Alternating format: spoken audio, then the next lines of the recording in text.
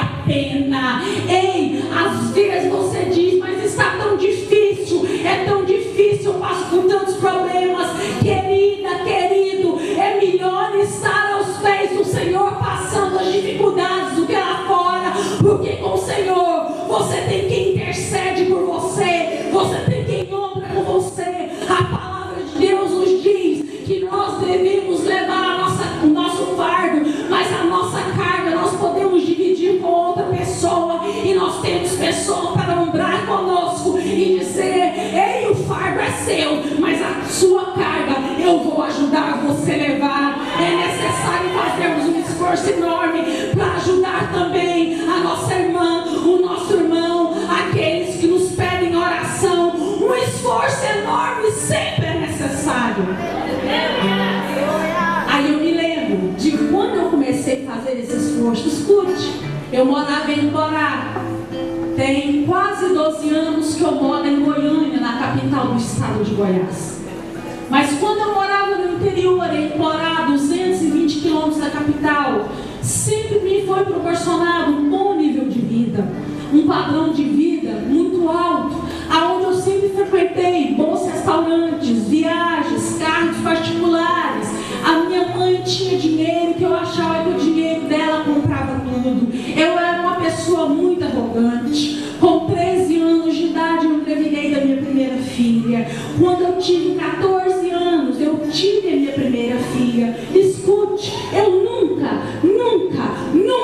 troquei uma fralda da minha filha. Quantas vezes eu morando numa casa de 46 cômodos, eu corria atrás da minha filha que foi crescendo na mesma casa que eu, sem nunca ter tocado nela, sem nunca ter trocado uma fralda dela, porque eu sentia ódio dela. Eu não amava aquela criança, eu não sabia o que era amor. Eu havia abandonado Jesus Cristo na minha vida e havia ido para o mundo desfrutar as coisas do mundo. Assim que meu pai faleceu, o meu pai faleceu quando eu tinha 8 anos, assassinado por um menino de 13 anos, e nós fomos usufruir de todo o dinheiro que ele nos deixou. Enfim, nessa época, quando eu saía correndo atrás da minha filha na casa, quantas vezes eu me envolvia em um lençol escuro, eu pegava um pacote de papel de supermercado daquela época, desenhava a figura de um demônio, colocava um capuz na cabeça e saía correndo atrás da minha filha na casa. Quando eu conseguia colocar ela num canto, encantoar ela, aquela criança com gritos, com medo, com muito medo, chorando, ela quando me via ainda mais vestida de demônio, eu deixava aquela criança num estado de crise emocional terrível. Sabe o que eu fazia? Em meio a choro e lágrimas daquela criança, eu ria, dava gargalhada, tirava o capuz de demônio e dizia: é a mamãe. Aquela criança, para você que é mãe sabe, pai, do que eu estou falando, tinha tudo para crescer com psicológico deturpado e hoje está internada numa clínica psiquiátrica. Mas Deus foi o autor da história da vida da minha filha, e em vez de ser uma menina doente hoje, internada numa clínica psiquiátrica, hoje ela é uma serva do Senhor Jesus, porque Deus mudou a história dela. Mas demorou alguns anos. Bem, nessas alturas da minha vida eu já frequentava a sociedade, e eu comecei a fumar socialmente. Os meus amigos me diziam: Marília, para você ser como nós, você tem que fazer mais. Eu dizia o quê? Meus amigos todos eram filhos de médicos, pessoas importantes na cidade, pessoas ilustres. E eu dizia o quê? Eu quero chamar a atenção, ser melhor do que todos, me destacar. E eles falavam e eu fazia. E eu comecei fumando socialmente. Alguns dias depois eu comecei a beber socialmente. Alguns dias depois eu comecei a fumar uma maconhinha. Alguns dias depois eu comecei a cheirar uma cocaína. E alguns dias depois eu comecei a injetar heroína nas minhas veias. E de Marília, filha da Berenice, eu fiquei conhecida na cidade de Borá como a Marília drogada, sem caráter, sem moral nenhum. Ei, deixa eu te falar, Nessa altura da minha vida eu me tornei ninfomaníaca. Eu sou ex-ninfomaníaca. O que é isso? Uma mulher ninfomaníaca é uma mulher que tem compulsão sexual. É uma mulher escrava do sexo. É uma mulher que não vive sem o sexo, mas ela depende do sexo para viver. Não por prazer, mas porque demônios regem a vida dela. Aí você olha para mim e pensa, mas você falando disso, escute, você acha que é fácil eu chegar aqui na frente e dizer: ei, eu sou ex-ninfomaníaca? Fácil não é, mas é necessário, porque quando eu fui me casar com meu esposo, eu disse para ele: mas se for, eu preciso te contar que eu não tive só uma pessoa na minha vida. Ele virou para mim e falou: Marília, todas as coisas velhas se passaram, Jesus fez tudo novo na sua vida. Eu vou casar com você e você vai ser uma mulher honrada. Deus vai te levantar, você vai contar a sua história sem ter vergonha, porque eu te apoio. Aleluia. Me tornei ninfomaníaca. Nessa altura eu adquiri 2 patologias clínicas. Primeira, insônia e depressão. Durante 6 anos, motorista particular se deslocava da minha cidade, me levava até Goiânia para eu tratar. Hoje eu estou fazendo curso de psicologia, não estou desfazendo dos médicos e nem de quem trabalha nessa área, mas escute o que eu vou falar. Os motoristas me levavam para Goiânia para eu tratar com psicoterapeuta, psicanalista, psiquiatra, psicólogo, tudo quanto é nome de médico começa com psiqui eu tratei. E se eles pudessem fazer alguma coisa pela alma de alguém, teriam feito pela minha, mas eles não conseguem fazer o que somente o Dr. Jesus consegue fazer. Os médicos muitas vezes te dão um remédio para você ter um sono artificial, mas só o Jesus que hoje eu conheço devolve o sono perfeito, e dormir com Jesus é muito bom.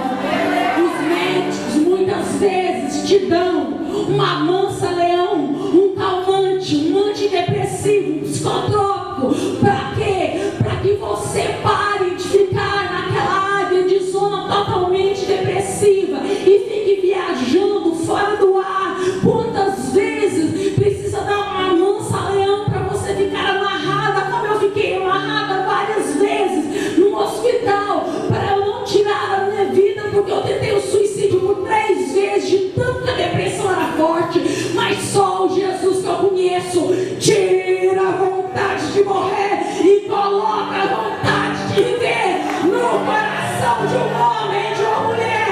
E esta noite eu estou aqui para marcar a tua vida e te falar do Deus das impossibilidades.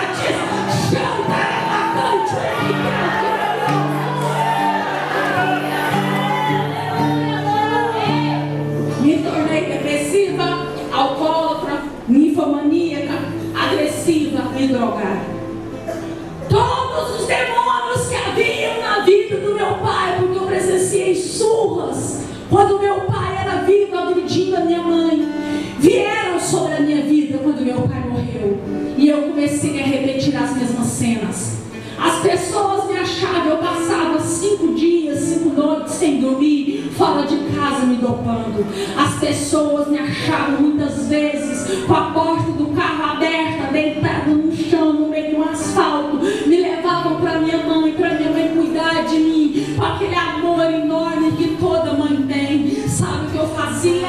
Quando eu ia acordando daquele estado, eu via a minha mãe cuidando de mim, eu sentia um ódio dela, porque eu queria agredir a minha mãe. Quanto mais eu pensava isso, olhava para ela e falava: sua desgraçada, diga alguma coisa.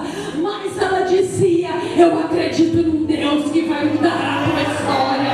E aí, oh aleluia, eu não me contentei, eu comecei a dar surras na minha mãe, a bater na minha mãe. Certa vez eu peguei a minha mãe em meio a uma surra que eu dei nela, acordando das drogas, comecei a dar tanto murro nela, tanto murro na cara, que quebrou o dente e o sangue escorreu. Certa vez eu peguei comecei a pisotear nela depois de tê-la jogada no chão e pisotear e dar chutes na minha mãe, que eu quebrei o pulso direito da minha mãe. A minha mãe pode dizer, como está escrito lá em Gálatas 6,17, da agora em diante ninguém me moleste, porque eu trago no meu corpo as marcas de Cristo. Ei, a minha mãe traz marca de cigarro no corpo dela, por torturas que eu fazia nela, de pegar um cigarro e enfiar quente na barriga dela, para que hoje eu estivesse aqui falando para você: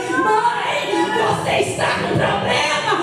Saiba de uma coisa: Deus tem milagres chegando na tua casa.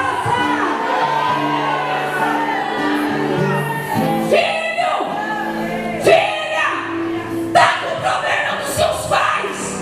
Acalma o teu coração, tem milagre chegando para ti nessa noite. Mas nessa altura da minha vida, a minha família virou para minha mãe e falou: Berenice, manda a sua filha para fora de casa, ela corrompeu a moral da nossa família e da sociedade. Minha mãe dizia: ela pode até ter corrompido, mas continua sendo a minha filha, e se for para ser tratada, vai ser tratada dentro da minha casa. Sabe por quê? Porque eu tenho fé, porque eu lembro que a minha filha me batia, falava para os meus familiares, ela me batia, e quanto mais ela me batia, mais eu dizia para ela: minha filha, há um Deus que vai solucionar o seu problema, que vai te levantar desse estado que você está, vai te colocar de pé, você irá ministrar a palavra, irá contar a tua história, e eu vou presenciar tudo isso. Ei, se eu estou aqui, eu sou fruto da fé de alguém. Sabe o que é fé? Fé é o firme fundamento das coisas que não se veem, mas que se esperam. Você não consegue ver, mas espera, espera, espera, espera, porque está chegando. Semente de fé. O que é semente de fé? É plantar o que lhe foi dado e colher o que lhe foi prometido. Agora eu te pergunto: o que é que lhe foi prometido? Saiba de uma coisa: se você plantou, a promessa de Deus vai chegar na tua vida. Mas muito bem, chega-se no dia 21 de outubro, 21 de outubro de 1993.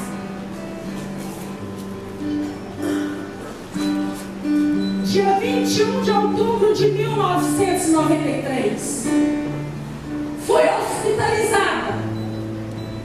Quando eu fui hospitalizada, os médicos disseram para minha mãe: só os meus avós acreditavam em mim, porque a minha família já havia desistido e a minha mãe acreditava.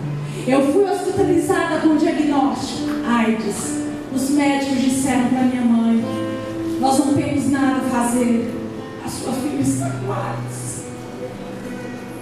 Eu estava em cima de uma cama, pesando 40 quilos ou menos, os cabelos caindo, no estágio terminal. Oh Deus, como é triste a solidão. Eu me lembrei dos meus amigos, ninguém me visitava. Escute, você está se sentindo só. Sabe de uma coisa: tem quantas pessoas que estão se sentindo sozinhas no meio da multidão, mas é lá, na sua solidão, que Deus vai de encontro e diz: filha, eu estou contigo para te abençoar, porque caminho contigo. Filha, eu cuido de ti. Filho, eu cuido de ti. Não perca a esperança, porque a palavra nos diz que nós andamos por fé e não por vista. Aleluia. 3 semanas antes de eu ser hospitalizada, Deus levanta uma equipe de mulheres e jovens da minha cidade e diz: ore pela Maria. Eles nem sabiam que eu ia ser hospitalizado. E diz: ora pela Maria. E eles começaram a orar. Eles me conheciam, mas eu não conhecia porque quase todos eu não conhecia. Mas aí, quando chegou no dia, eu internei dia 20 de outubro. Quando chegou no dia 21 de outubro, aquela cambada de crente chegou no meu quarto falando de Jesus para mim. Como os médicos disseram que eu estava no estágio terminal, eu chamei eles oravam 15 pessoas, e aí eu disse para eles: ei, eu quero ser crente. Aleluia.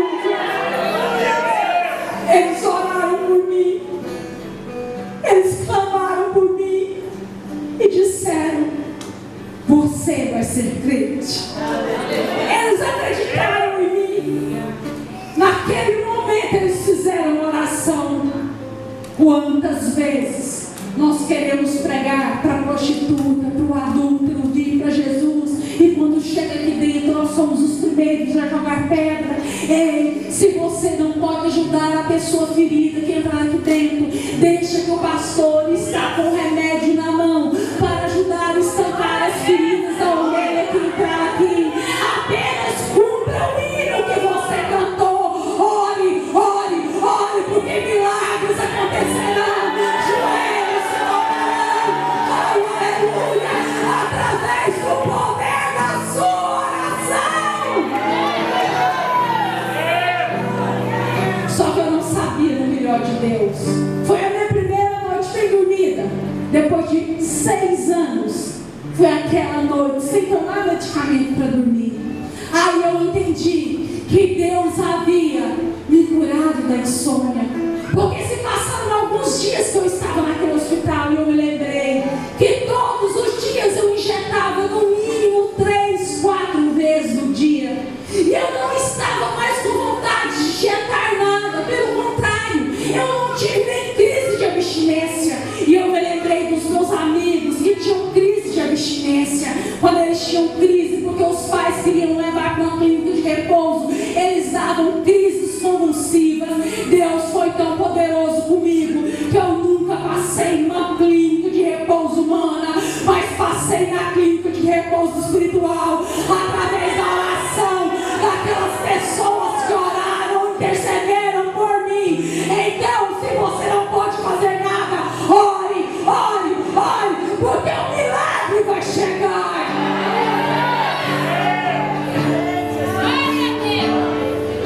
Se passaram alguns dias, os médicos chegaram no meu quarto com esses exames e disseram: Berenice, nós não sabemos milagres, nós não sabemos o que fazer, nós não sabemos o que falar, mas algo já repetimos 3 vezes. Todos os exames da Marília deram negativo. Eu não sei o que aconteceu, ela não tem nada. Oh, aleluia! E aí eu entendi que Jesus Cristo havia me curado da AIDS, porque Ele é Deus, Ele é Deus, Ele é Deus, Ele é Deus.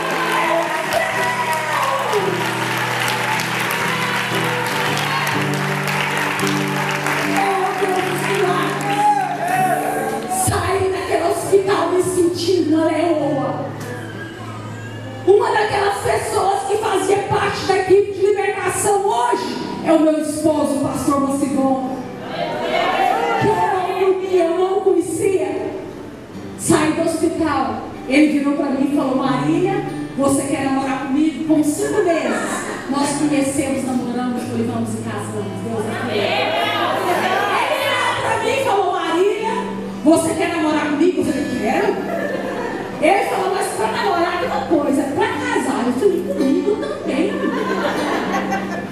Aí de repente ele falou assim: minha mãe havia quebrado, eu esqueci de contar esse detalhe, não tinha mais nada.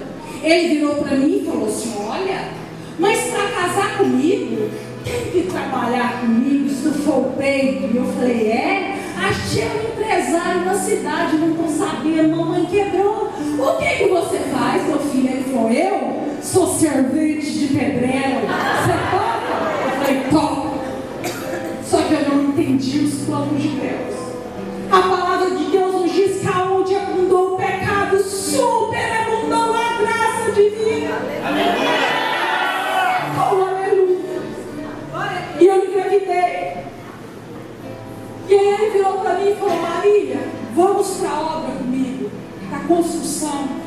Eu estava barriguda.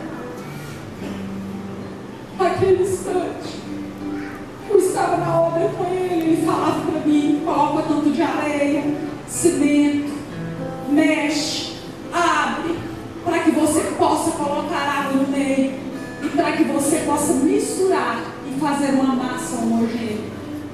Naquele instante eu comecei a fazer o que ele me disse, barriguda.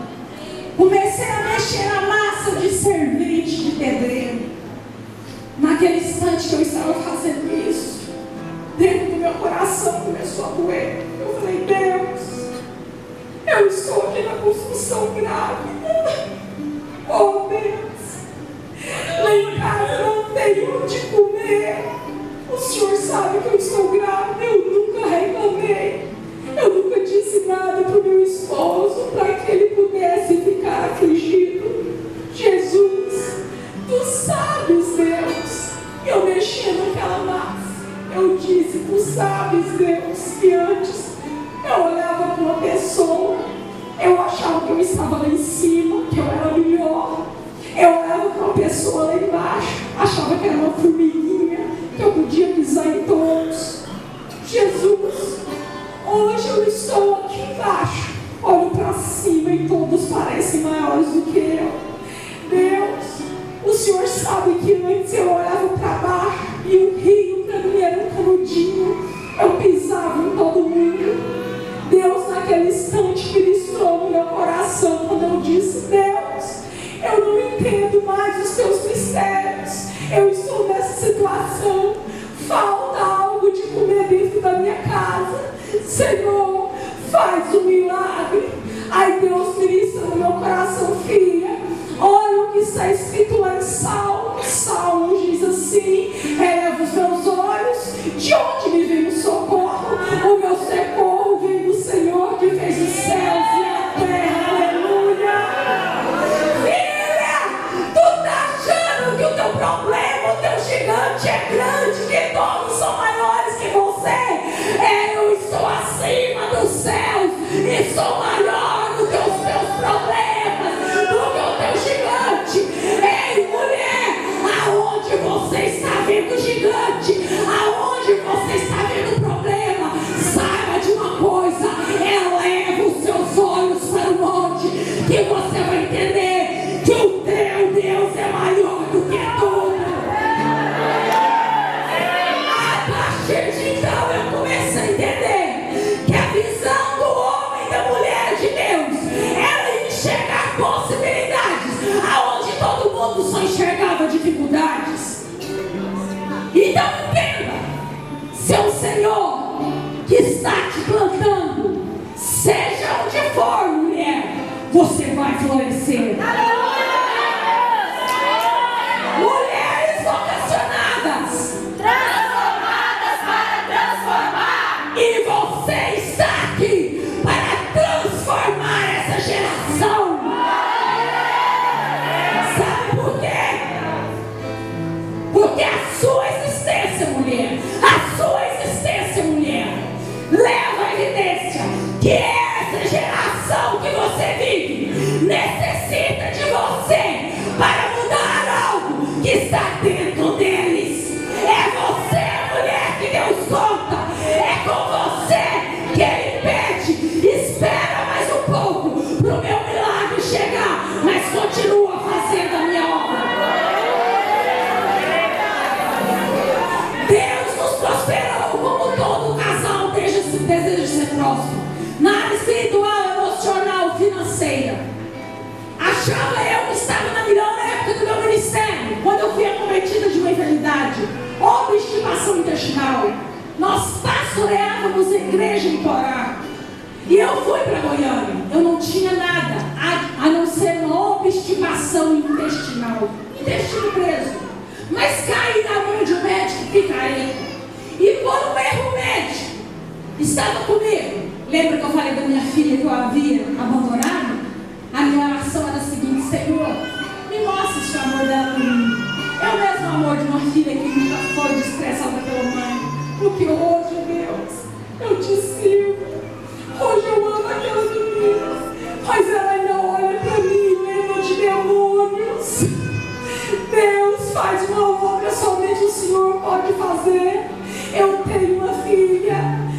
caçula, que hoje eu sei o que é amar filhos, me mostra, faz esse milagre. E eu fui para Goiânia, quando eu estava dentro do consultório do médico, estava a minha mãe, a minha filha, que hoje tem 27 anos, o meu marido, eu. E o médico disse: deixa eu fazer uma cirurgia na sua esposa e eu vou resolver os problemas da vida dela. Eu entrei no centro cirúrgico andando e saí do centro cirúrgico tetraplégica, usando uma bolsa para evacuar, aonde o resto da minha vida eu evacuaria pelaquela bolsa, e uma bolsa para urinar. Morei 2 anos no hospital em Goiânia. Durante esses 2 anos, quem morou comigo? A minha mãe, a minha filha que eu havia desprezado, uma amiga minha e o meu marido. Ficava na UTI, levaram a UTI para dentro de um quarto. Durante 6 meses eu fiquei em coma. Assim que eu saí do coma e que eu acordei e que eu vi a minha família morando comigo, e eles me disseram da minha situação, eu não tinha nada. Eu não tinha colite, diverticulite, crau, doenças de Chagas, câncer, nada. O médico tirou todo o meu intestino grosso. Na terceira cirurgia descobriram que ele tirou quase todo o intestino fino. Eu tenho um intestino curto. Tirou o meu reto e o meu esfíncter anal. Eu não tenho nenhum desses órgãos. Passei por 7 cirurgias lá. Estava no hospital naquela situação, quando eles me contaram a minha situação e disseram: Marília, você nunca mais vai voltar a funcionar como uma pessoa normal. Deus é tão poderoso que envia um profeta do Mato Grosso naquele hospital que eu não conhecia. Naquele instante entrega um recado de Deus para minha família. Naquele instante ele senta na minha frente e Deus faz um grande milagre, entre vários milagres que aconteceram dentro do meu quarto. Com essas 2 mãos que Deus me deu, eu sentei sozinha na cama para o nome do Senhor.